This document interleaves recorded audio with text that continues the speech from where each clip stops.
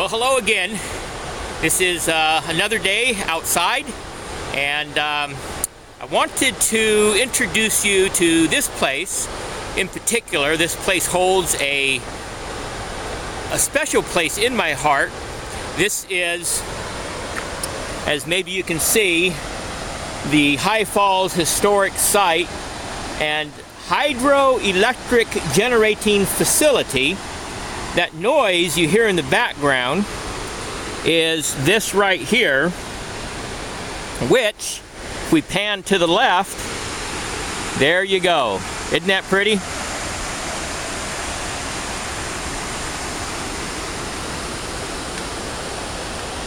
Now this is just a couple miles, I think between 2 and 4 miles from the house where I'm staying in Rosendale. This is a little place called High Falls, and a lot of these towns are only a short distance from one another. Back in the day, before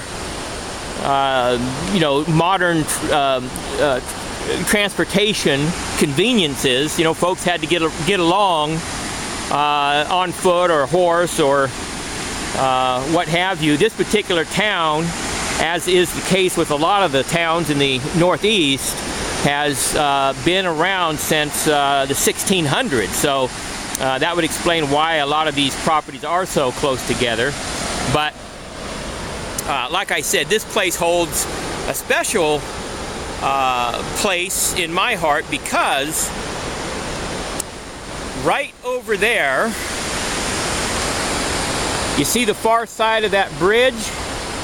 Right there, when I first came to this area about 10 years ago, I walked up from New York City. Actually, no, I had spent half the winter in New York City, and then I'd spent the latter half of that same winter in Bethesda, Maryland. I'd made it to the East Coast,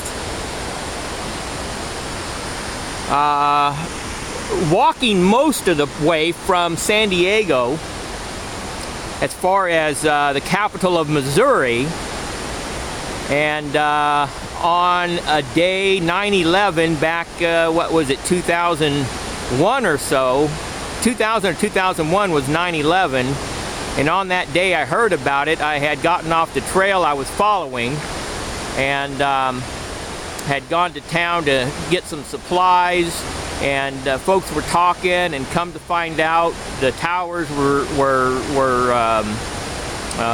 driven into by those airplanes, flown into, and so I suspended my walk and hitchhiked to New York in an attempt to help in the rescue efforts. But by the time I had gotten there, even in hitchhiking, going as fast as I could, took me 10 days to get there. They had already had enough people, and I had a dog with me, and they didn't want no part of that, and I wasn't willing to set this dog aside, get rid of him, or what have you. So as much as I wanted to help, it just didn't work out. But I just never got around to leaving New York, but I did meet some folks, and I came up to meet with them just north of this area, and I spent a good year, actually close to 2 years, maybe a year and a half, and then when I left them, I happened to come through High Falls. I ended up, like I said, staying under that bridge. Actually, it was winter again by that time, and I actually ended up spending the winter under that bridge. And so, like I said, this place has a very special place in my heart. But from there, I've gone on to be able to pretty much make whatever income I need for whatever the situation dictates. But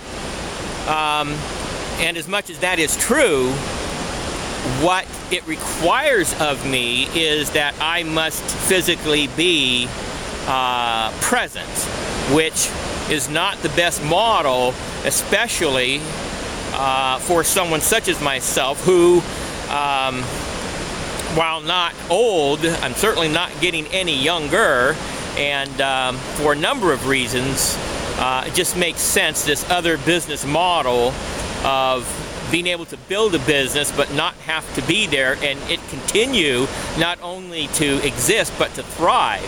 So that's part of the motivation for me to shift gears, start doing something different, start doing things differently than I have been doing them. And as you might imagine, living under a bridge like that for somebody else, whereas that might be a hardship, it wasn't for me, because I grew up hiking and camping and backpacking, and as you might imagine, you know, walking across the United States, I had developed an ability to live at a level that others, quite frankly, just can't do, or, you know, they're certainly not comfortable doing, certainly not for any real duration. So so my needs are not the same as the next individual in terms of, you know, what I require from a day-to-day in order to subsist. But I'm really wanting to give back now in my life.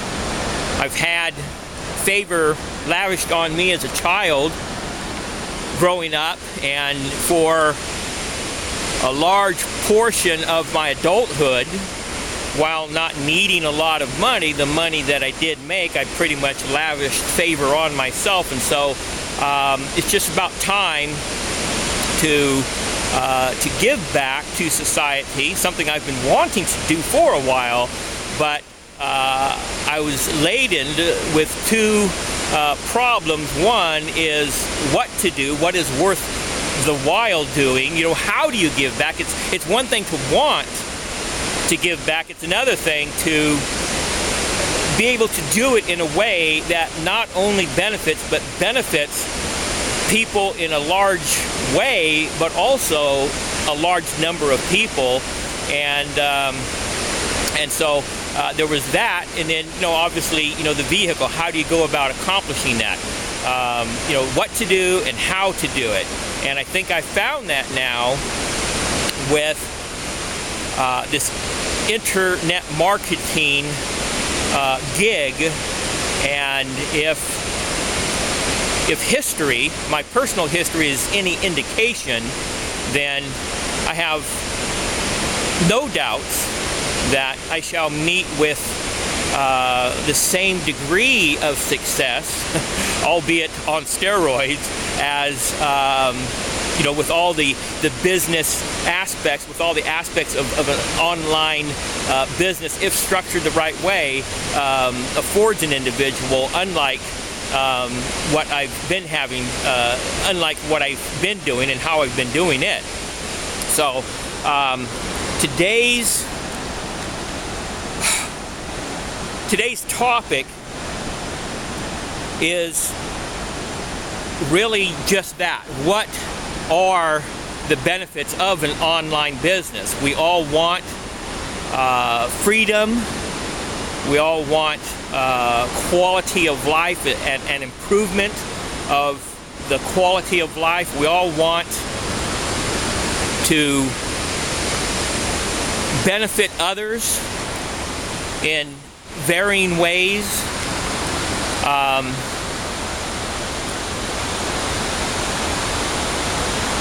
And if we do this thing the right way, if we build it the way it can be built, that is to have in place all of these methods and technologies, making use of technologies to duplicate, to collapse time frames, to minimize waste insofar as time and energy, then, you know, not only will we be in a position to be able to help financially, but we'll also be in a position to help physically.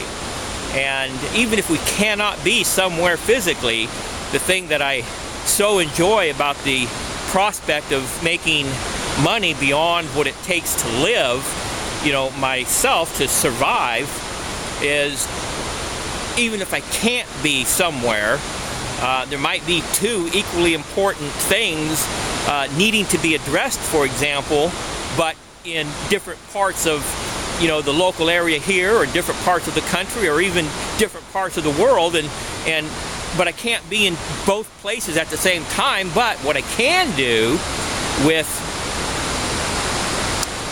a business model that generates lots and lots of money is I can have somebody be somewhere else for me. You know what I mean? Other people caring, concerned, but having the time. Maybe I'm thinking of the Joplin tornado that happened not too long ago. Certainly there's a lot of people in that area who have a vested interest in seeing that place is cleaned up and brought back to at least the state that it was before. Might not happen immediately, but like I said, they have a vested interest. What if at the same time that had happened, something else had happened, and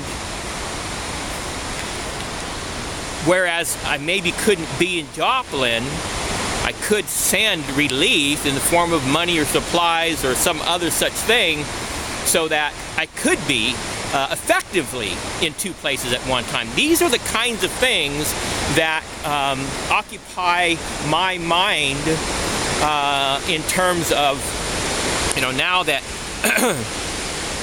now that I'm having some better sense of what life is all about. It's not just about meeting my own needs and lavishing favor on myself, but really contributing to society. It begins at home. We don't want to sacrifice our duties and responsibilities at the house and to our family, but it includes so much more. It's got to be bigger than ourselves, and so I'll leave you with that. Thank you for your time again.